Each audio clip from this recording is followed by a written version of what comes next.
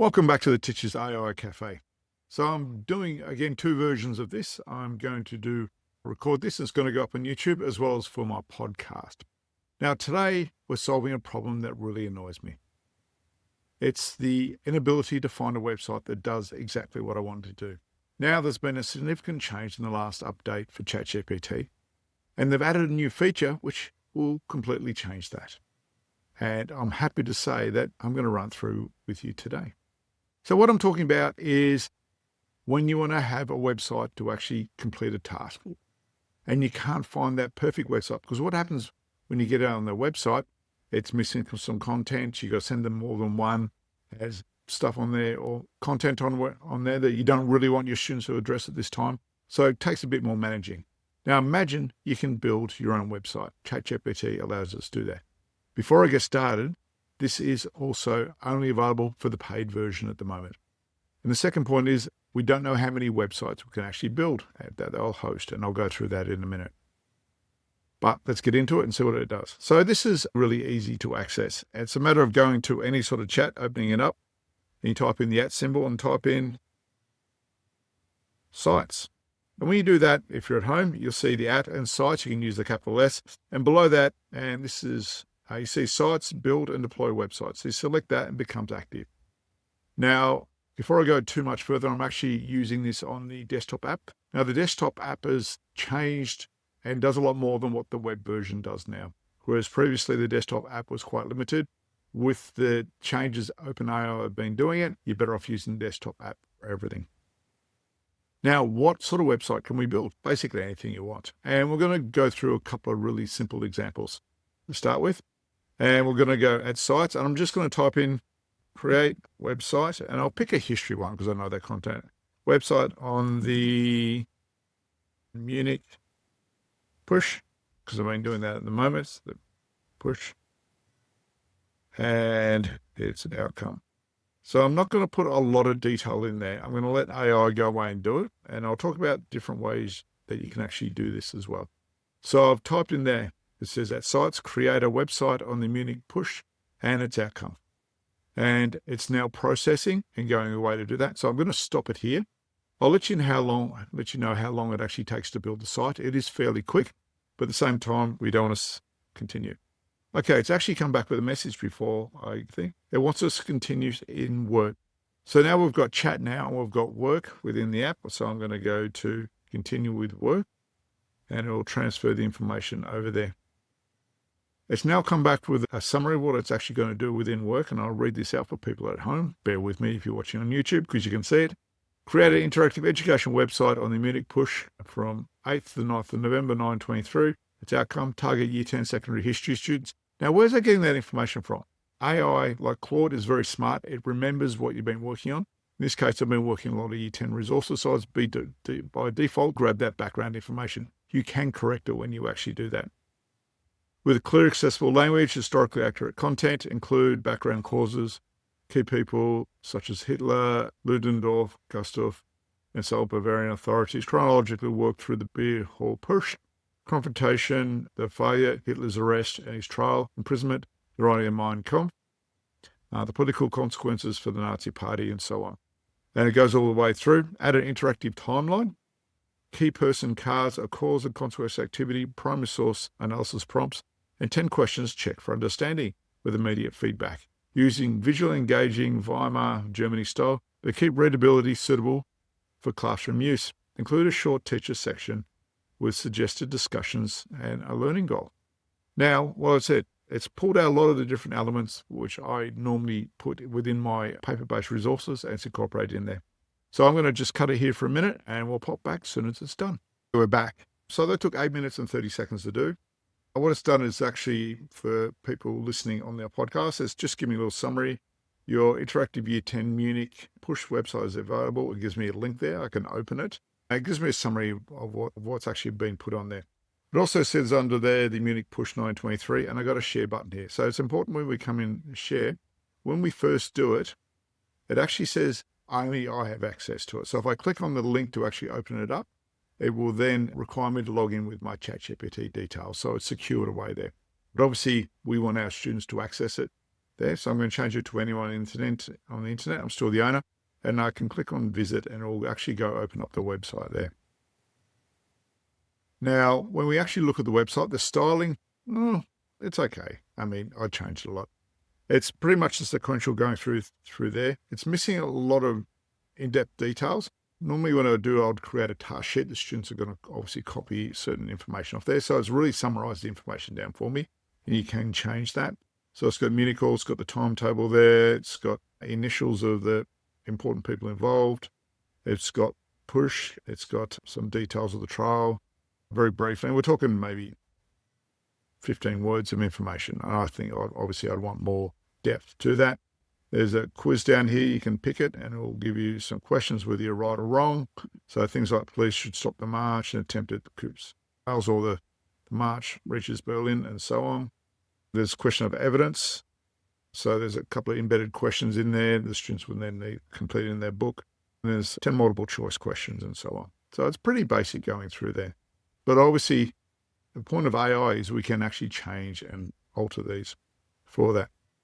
So you can pretty much customize whatever you want to do. To do that, we need to go back to AI. And I've actually started this going through and it's been finished. So I told her the content is slim. Can you add some primary source photos to each of the sections? Put a source analysis questions on the trial. I wrote trial instead of trial. Whoops. And include a 50-word extract of Hitler's speech at the trials. So there's obviously typos in there, people looking online, but like I said, AI doesn't worry about your spelling. Also link to contemporary video footage around the time for students to view. And so what it's gone through, it's taken me 5 minutes and 16 seconds to do that. The expanded version is ready to publish. It's 6 source archival photographs for analysis prompts, 50-word extract from the speech, 5 trial source analysis questions. So put some more details in there. So I'm just going to hit share again. It's still available to anyone on the internet. And I'll click visit and I'll open up a new web page and we'll see what changes that go through. So this is the only iteration I'm actually going to do with this, but you'll get the idea coming through that. So how has it changed? I cannot see any change there whatsoever. Maybe this is the issue. Okay, let's try this again. Let's open this in Safari.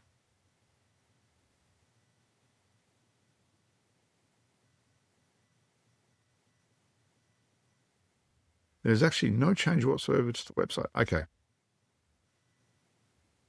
Let's tell us. As you say, I like to do these live. I looked at the website and there has been no changes. Check again. So I can tell check again. And like I said, AI isn't perfect. I wonder why it's... Yeah. Look, it tells me I'm right. Don't you find AI?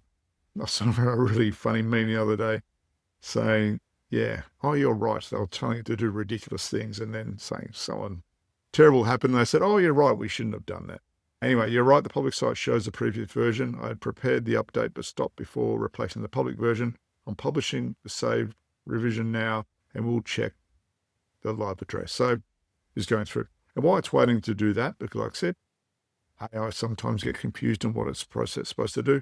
The model I'm using, I don't think I've mentioned it, is 5.6, which is the latest model from ChatGPT, Sol Lite. So Sol is the one that gives us the most complex problems or tasks to do. And I'm doing Lite, so I don't use up as much of my tokens. I actually did hit my quota the other day. For people not watching online, what it's done on the right-hand side in the windows, it's actually giving me a preview, and it looks exactly the same. So I think we might be in a challenge. Open the tab, refresh. Let's see if we can open the website. Let's see if it's made any difference whatsoever. No, it has not. So it's failed us today at other times, but what I'll do, I'm not going to spend a lot of time going through this. It hasn't changed it again, but what we'll do, refresh to open browser, the new icon appears near the bottom. Okay, trial speech. Okay, so that isn't actually what I had in mind. So, and I didn't read the full prompt. So for people at home, under my 10 questions, bring the room back to inquiry, is actually go and read the poem. It's done the photos there. And obviously it wasn't very clear. I actually want to embed it into the existing one. Anyway, I've got these photos in there. So I was gone away and found some photos which are all historically correct. We've got the banknotes being stacked from the hyperinflation. We've got the Putsch supporters. We've got the pictures of the trial, defendants posted together, and Hitler in prison. So there we've got these different resources. It's got an extract there. So it's actually put them at the bottom. But it hasn't done the notes there, but cool. Well, what I'm actually going to do now, obviously I've made a few different websites. So if we actually come back to ChatGPT, the app, you'll see at the very top there's a new sites menu item. And I'll just open up a couple of the other ones there that I've actually made. So one's an escape room, and I'll go through how I made that in a minute. And the other one's a democracy under pressure. So this is one I'll do. I'm going to open it up. Let's go back.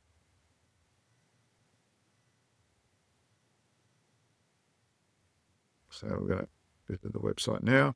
So this is one I made for my class. It was a bit more successful. So this is Democracy Under Pressure, pretty much the same period, 1919 to 1923, people doing history. It actually embedded the task sheet in there. I told it to take it out. So I actually made a task sheet for me when I was making it, but it wasn't what I wanted to do. But like I said, it can do that for you as well.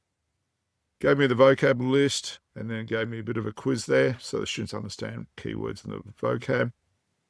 Prompts. There's the First Rising. But what I'll show a highlight here is it actually found 19 turbulent days. It actually went out and found archival links for me, and that's what I was trying to get. The other one trying to do live. So it actually went on to German history website and went and found this contemporary or video footage of the time, which is a newsreel going through. It's not very exciting, but the idea, in fact, that when I found that was pretty cool.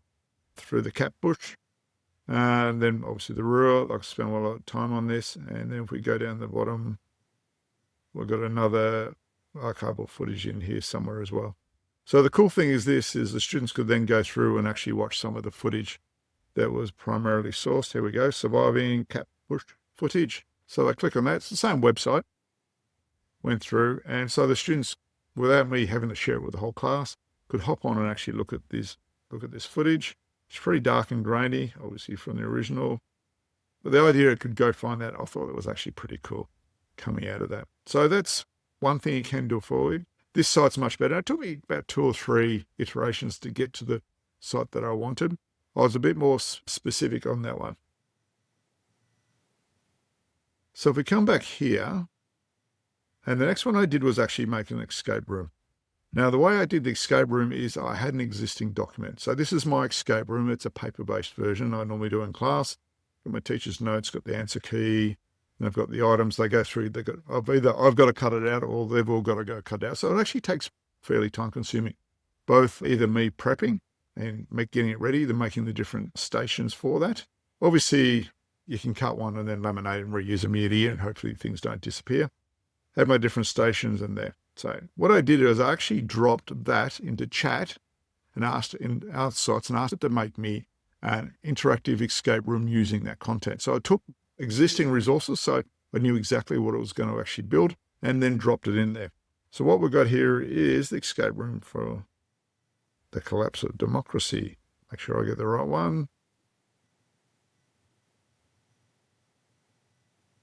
Now copy link, we'll go visit. The other thing it does is when you do the URL, it puts your name up there. I actually updated my name. If you look at here, it's got my Yugen Learning name, which is my educational business at the top. This side here had a different name because that's what I signed up with ChatGPT originally before I paid for it. So you get that. So this was pretty cool. So start at the beginning. I'll just reset the whole thing. Let's reset it.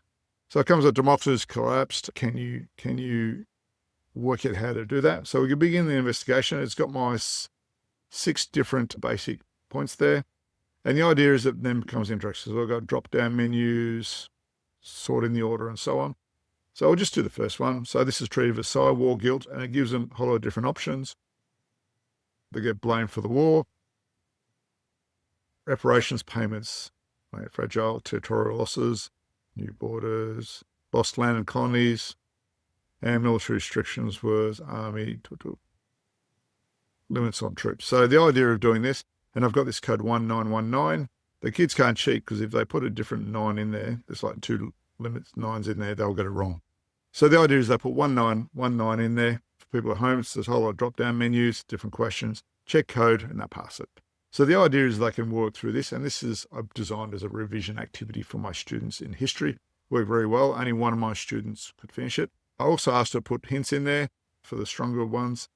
The other thing he did going through, so we've got these hints if they get stuck, if they can't find it with their notes and things, is it actually went and found me these primary sources. So for people at home, on my podcast, there's like some posters that Hitler's, Our Last Hope Hitler, very common posters at the time.